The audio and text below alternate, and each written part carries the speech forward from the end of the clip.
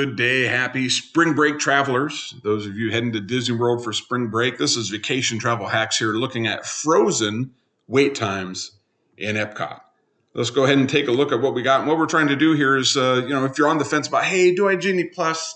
Hey, do I not Genie Plus? How do I win if I don't Genie Plus? What strategies do we look at? So the rope drop strategy is world renowned. So we're not really focusing on that. We're trying to find other data points in the day where you can win.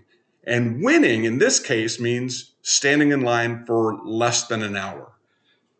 Due to the logistics of the ride, this one's a little tougher. So if you rope drop, i.e. get in there before 10:30, you're probably going to spend less than an hour.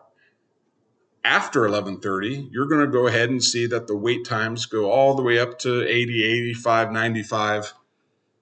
And it's not until the people drop off and stop riding rides to find their place in line for the fireworks show that you start to see the times go off. So for this one, rope drop or close the shop, there's not really a drop off either way.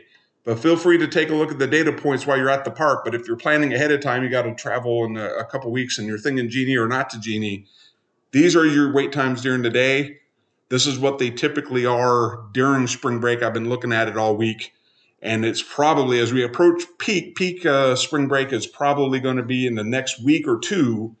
These wait times are probably going to add another 10, 15, maybe 30 minutes to most the times there. So keep an eye. If you see it low, go get it. But these analytics, these are real screenshots, real wait times taken from the Disney app during spring break. So all to help you save time, make decisions.